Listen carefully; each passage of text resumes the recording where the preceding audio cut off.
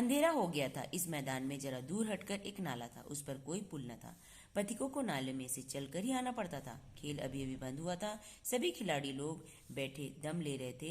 एक किसान अनाज से भरी हुई गाड़ी लिए हुए उस नाले पर आया, लेकिन कुछ तो नाले में कीचड़ था और कुछ उसकी चढ़ाई इतनी ऊंची थी कि गाड़ी ऊपर न चढ़ सकी।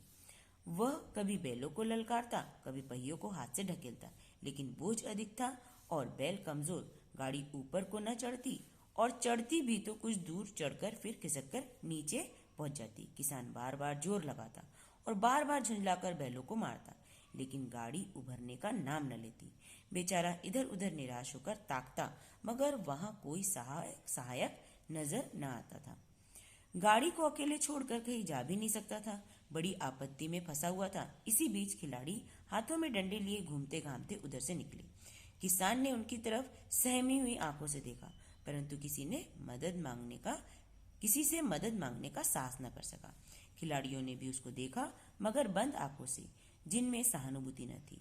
उनमें स्वार्थ था, मद था, मगर उदारता और वात्सल्य का नाम भी न था। अर्थात कोई भी उसकी मदद नहीं करना चाहता था। लेकिन उसी समूह में एक ऐसा भी मनुष्य था जिसके हृदय में दया थी और साहस था।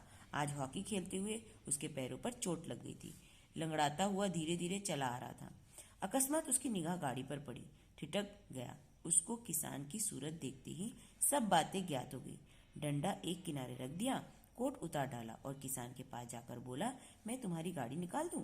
किसान ने देखा कि एक गठे हुए बदन का लंबा आदमी सामने खड़ा है। झुककर बोला, हुजूर, मैं आपसे कैसे कहूँ? युवक ने कहा, मालूम होता है तुम यहाँ बड़ी देर से फंसे हुए हो।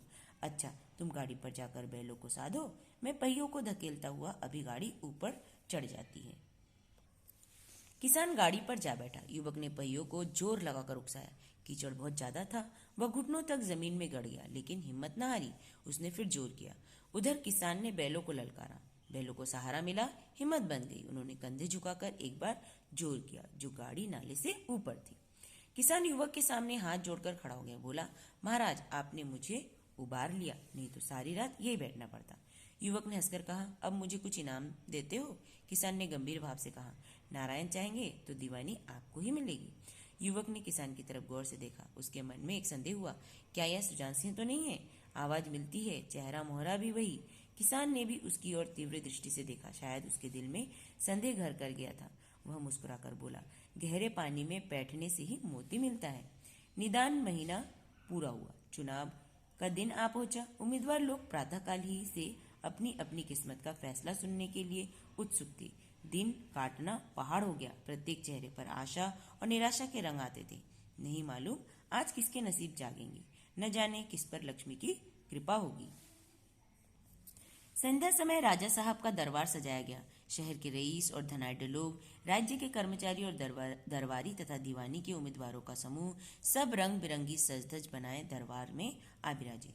उम्मीदवारों के कलेजे धड़क रहे थे। सब सरदार सुजान सिंह ने खड़े होकर कहा, मेरे दीवानी के उम्मीदवार महाशयों, मैंने आप लोगों को जो कष्ट दिया है उसके लिए मुझे क्षमा कीजिए।